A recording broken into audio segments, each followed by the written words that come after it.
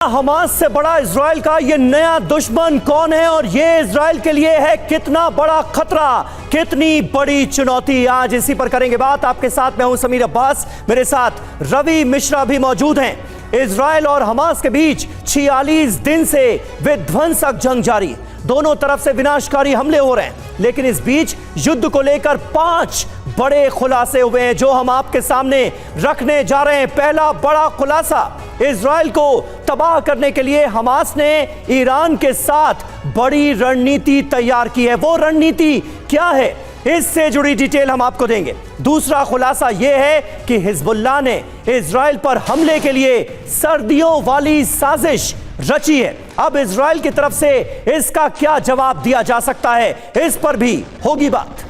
बिल्कुल। तीसरा खुलासा, ईरानी राष्ट्रपति इब्राहिम रईसी ने गाजा जंग के लिए प्लान 50 बनाया है। यह प्लान क्या है, इस पर भी करेंगे बात। चौथा खुलासा, इजराइल का ऑपरेशन 504 सामने आया, जिसके तहत उसने अपने दुश्मनों को नष्ट करने की तैयारी कर ली है। और पांचवा खुलासा, तुर्की ने दुनिया को 2 भागों में बांटने के लिए इमोशनल कार्ड खेला है। सारे खुलासे सिलसिलेवार दिखाएंगे, साथ ही रणभूमि की तस्वीरें भी आप तक पहुंचाएंगे। लेकिन सबसे पहले सबसे बड़ी खबर, बड़ा अपडेट वॉर जोन से। जंग के बीच इजराइल की नई मुसीबत, बर्फबारी के बीच जंग लड़ने में दिक्कत। लेबनान सीमा पर हो रही है बर्फबारी पर आईडीएफ का दावा, हम अपनी सीमा की सुरक्षा कर रहे हैं, बर्फबारी में भी जंग लड़ने को तैयार, यह कहना है, यह दावा है आईडीएफ का। तो ये तस्वीरें आप देखिए लेबनान सीमा से, जो ताजा तस्वीरें सामने आई हैं वो आपको बिल्कुल बदली नजर आएंगी, क्योंकि ये पहला ऐसा मौका है जब स्नोफॉल के बीच जंग होती हमें नजर आ रही है। ये दिखा है गाजा जंग जब से जारी है तब से लेकर अब तक ये वीडियो, इस तरह का वीडियो बर्फबारी का जंग के बीच पहली बार सामने आया है। बर्फबारी के बीच हिजबुल्लाह दरअसल बहुत बड़ा खतरा है। लेबनान की सीमा, लेबनान बॉर्डर लगातार सुलग रहा है और वहीं से जो तस्वीरें सामने आई हैं वो बता रही हैं कि अब इस पूरे इलाके में जबरदस्त बर्फबारी भी हो रही है।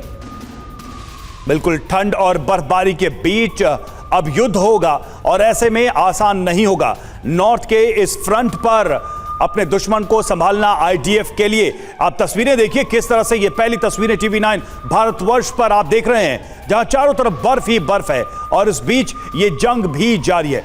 एक तरफ हिजबुल्लाह और दूसरी तरफ आईडीएफ और बीच में अब मौसम की मार।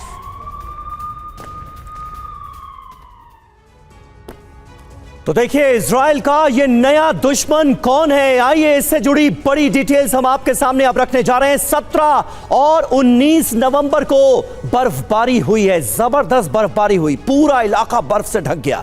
बर्फबारी में फंसे हरमन ब्रिगेड के जवान, और निश्चित तौर पर यह बर्फबारी बहुत बड़ी दुश्मन साबित हो रही है इजराइल के लिए। लेबनान सीमा पर हिजबुल्लाह से लड़ाई लड़ रहे हैं, क्योंकि उसके ये जवान दोहरी चुनौती से लड़ रही है इस वक्त सेना। उनके सामने निश्चित तौर पर यह डबल चैलेंज है, दोहरी चुनौती। जंग के लिए हमारी तैयारी पूरी है, लेकिन आईडीएफ की तरफ से यह दावा किया गया है और कहा गया है कि हम तैयार हैं। ड्रोन और टैंक से जवाब देने की जा रही है तैयारी, ये साफ तौर पर आईडीएफ की तरफ से कहा गया है। यानी इजराइल फिलहाल ये बताने की कोशिश तो जरूर करता हुआ नजर आ रहा है कि इस नए दुश्मन से निपटने की भी हमने तैयारी कर ली है।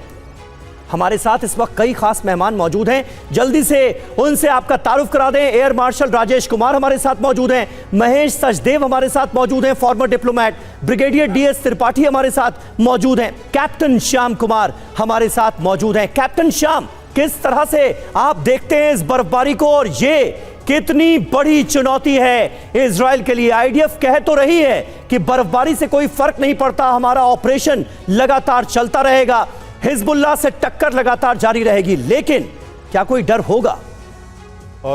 लेबनान और जो नर्दर्न बॉर्डर पे लड़ाई हो रही है वो गाजा पट्टी की लड़ाई के हिसाब से बिल्कुल नगण्य मानता हूं मैं।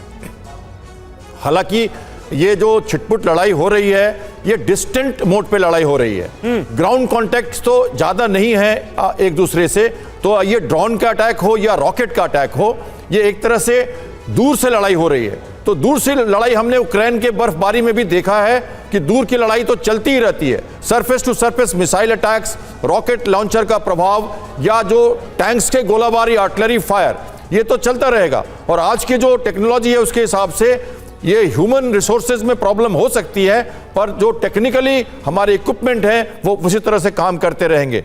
तो मेरे ख्याल से ये लड़ाई, चूंकि कांटेक्ट की लड़ाई नहीं है, ग्राउंड कांटेक्ट कम है, डिस्टेंट मोड में लड़ाई है, तो ये हम अटैक सुनते रहेंगे और इसकी आवाज गूंजती रहेगी।